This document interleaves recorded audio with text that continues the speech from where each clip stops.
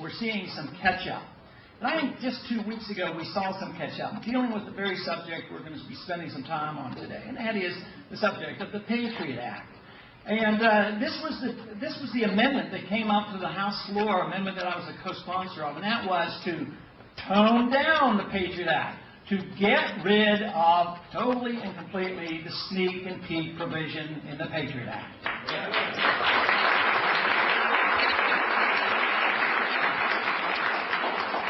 And we weren't sure whether we could get it to the floor because I was a co-sponsor of another amendment with Bernie Sanders, who wanted to get rid of that portion of the bill that said that the FBI has the authority to go in and just start snooping at libraries and bookstores and just looking at all the lists in case they might find some information that would be worthwhile in their great effort to provide security for us. And that was ruled out of order and fought and pinned with it, and it looked like that would not be brought up. So when this subject of sneak and peek came up, the lead on that was Butch Otter from Idaho, and he had voted against. He was one of the very few Republicans that voted against the Patriot Act. There were 3 of us that voted against it. He had voted against it, so he's been very consistent on this issue. And I was the co-sponsor of that, and we got it to the floor, and we got a vote on it. But the amazing thing, not only did we win it, but we had over 300 members of Congress vote to weaken the Patriot Act and get rid of that provision.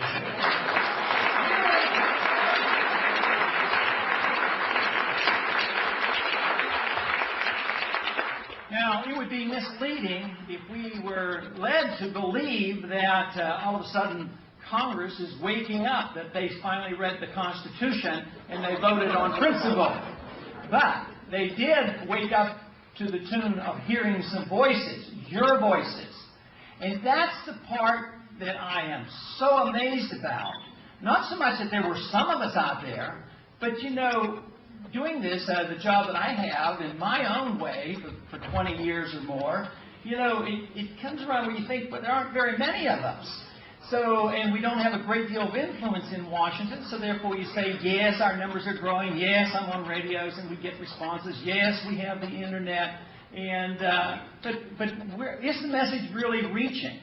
And I think this vote is a reflection of the fact that several things are happening. One, there are more of us than ever before, and the other fact is that we have better means of communication. You know, we have the internet and radio and shortwave and newsletters and just so many more things available to us than 25 years ago when I first went to Washington. You had 3 major networks and that was it.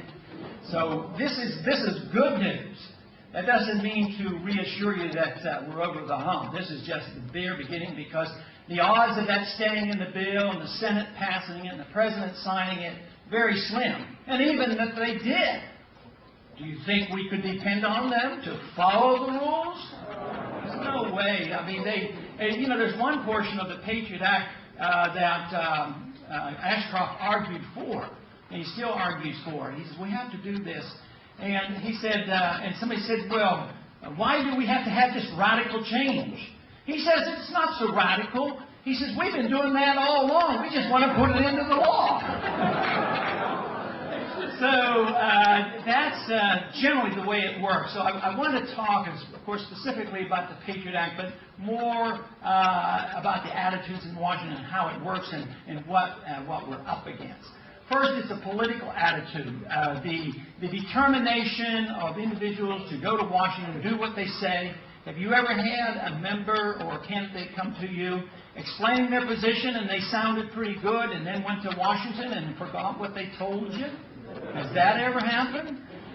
That was probably one of my early motivations to run for office, was the fact that too often we've been deceived.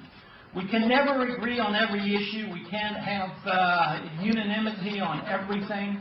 But we should have agreement on sticking to our promises and doing our very best to obey our oath of office, and that is to obey the Constitution.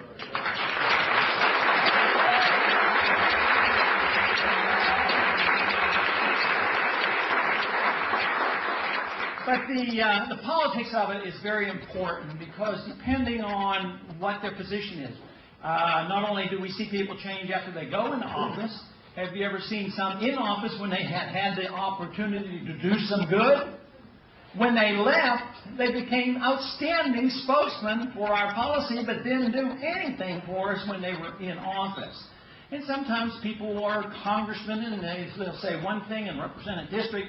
Then they want to become a senator and all of a sudden their views change. And then you have somebody that wants a senator, he wants to run for president, and his views change again. So they're all over the place. Now I'm going to read a quote here from an individual. Some of you may have seen this. It was in one of my publications. And this is a quote from an individual when he was a senator. Sounds pretty good. Sounds like I don't think many people in here have too much objection with this.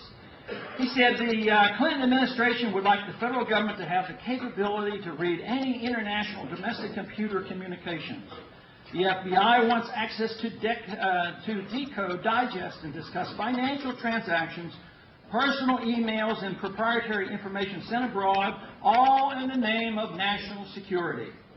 The administration's interest in all email is a wholly unhealthy precedent, especially given this administration's, Clinton's administration's track record on FBI files and IRS snooping. Every medium by which people communicate can be subject to exploitation by those with illegal intentions. Nevertheless, this is no reason to hand Big Brother the keys to unlock our email diaries, open our ATM records, and read our medical records or translate our international communications. The implications here are far-reaching, with impact that touch individual users, companies, libraries, universities, teachers, and students. Does anybody disagree with that statement? That's a fair warning. That comes from none other than John Ashcroft. But now he's in charge. He has the power, and all of a sudden his attitude is different. He will know how to handle the power and authority much better than the Clinton administration. But maybe Wallace was right. Maybe there's not a dime's worth of difference. It's too bad we can't make him eat these words. That's what he needs to do.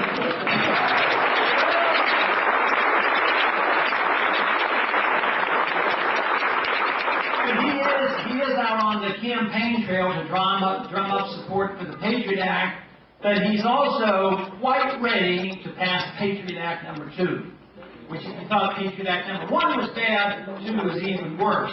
You know, under that one, they're going to be able to decide whether you're an American citizen or not. And then if you're not an American citizen, oh, you might be in Guantanamo before you know it.